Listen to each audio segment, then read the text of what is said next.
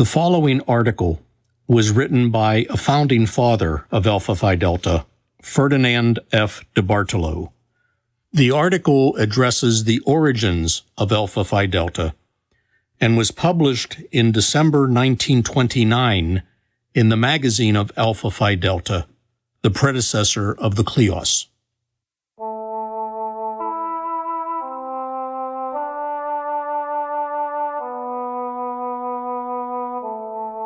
It is well nigh impossible to set down an adequate account of the early history of Alpha Phi Delta without a fleeting glance at the hopes, aspirations, struggles, and disappointments experienced in the laying of the foundations which later were to support the gigantic superstructure that has since been developed by the master builders of our organization. The tiny seed that was planted in a mighty ideal in 1914 slowly germinated and was nurtured by the bubbling enthusiasm of a mere handful of fellows who gave freely of their time and substance. In speaking of the forces that led to the inception of Alpha Phi Delta, we must go back to the 5th of November 1913, when Il Circolo Italiano was formed in Syracuse University, at the home of the late Professor Charles Cabine, head of the Department of Romance Languages of the College of Liberal Arts.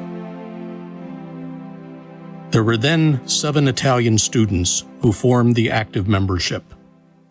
At that meeting, I had the honor of being elected president of the organization. The Circolo was very active and succeeded in attracting the attention of the entire university, with artistic and elaborate programs given at regular intervals. It culminated with Italian Night, which drew hundreds of people from the university, from the city of Syracuse, and a number from out of town. The affair was held at the Cosmopolitan Clubhouse, of which organization I was also the president. It is impossible to give adequate praise to the committee in charge, whose untiring efforts and unbounded resourcefulness were responsible for the marvelous success of the evening. The university paper, the Daily Orange, of February 9, 1914, and the city papers profusely described the affair in their columns. I quote from the headlines: "Italian Evening proves to be a wonderful success. Cosmopolitan Clubhouse transformed into beautiful summer garden for occasion. Sparkling fountain adorns miniature fairyland. Rare paintings of Italian art receive commendation of guests. Many faculty members show interest. Cosmopolitan Club like a bower of fairyland." It was at the conclusion of this event, as we became reminiscent, that Cecidio Guarini, Anthony Frascati, and I agreed to form a fraternity. For weeks we discussed the matter from every angle. We met after classes and at night. We sounded the other fellows.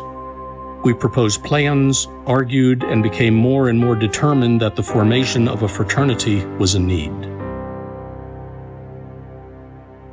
On October 20th, 1914, the first official meeting of Alpha Phi Delta was held.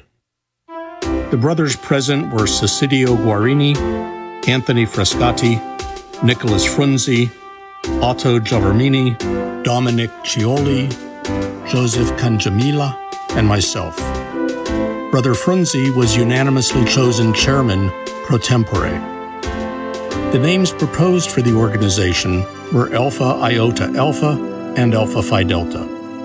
The latter name was chosen. The rest of the evening was spent in discussing plans for the future. Enthusiasm ran high. On November 5, 1914, after a long and lively discussion, the oath was formulated and the sword was adopted as the symbol to swear upon. Each one of us was then duly sworn. We thus became full-fledged Alpha Phi Delta men and ready for the task that lay before us.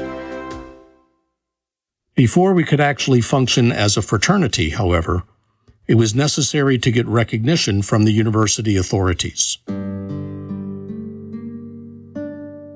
Since I was an instructor in the College of Liberal Arts, I was chosen chairman of a committee to interview Dr. James R. Day, chancellor of the university, to obtain his approval. Dr. Day was very cordial, as usual, and after talking together for about 3/4 of an hour, gladly granted his permission. It would be unfair to try to give the personnel of the different committees appointed, since every member of the organization readily lent a hand in every bit of the work that there was to be done. There was so much to be accomplished, and only 7 of us to do it. As I remember them, the following are some of the committees appointed that completed the task assigned to them: Constitution, Ritual, Pin, Coat of Arms, Charter, Banner, Whistle and Grip, National Cup Competition, Scholarship, Motto, Pledge, etc. In the meantime, Brother Frunze had transferred from Syracuse University to Columbia, where he was instrumental in establishing the Beta chapter. Thus, the Alpha Phi Delta fraternity came into existence.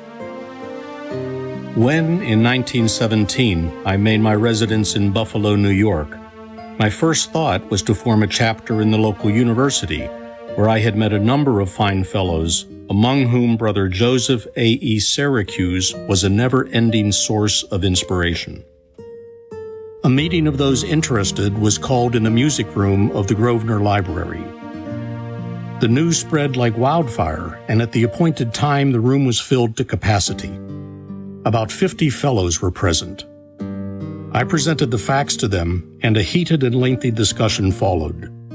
A few weeks later, Epsilon chapter was formed at the University of Buffalo.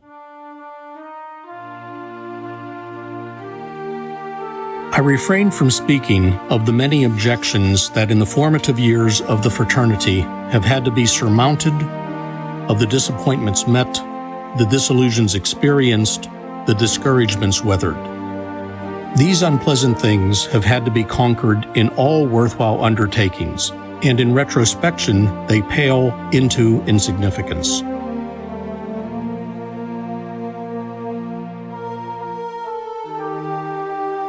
The unparalleled success that our fraternity has experienced vindicates its existence. From the time of its birth, Alpha Phi Delta has been growing continuously and sending its roots deeper and deeper into the lives of thousands of young men in the universities of America, giving light, strength, and inspiration. A power for good, beneath whose influence we glory. Nor is its star setting, but radiant still, it lights the way to countless individuals who find guidance in its spreading rays. To you, young student members, falls the mighty challenge of keeping its glorious past untarnished. Into your hands we have placed the torch. Keep it high and pass it on ever shining to those who follow.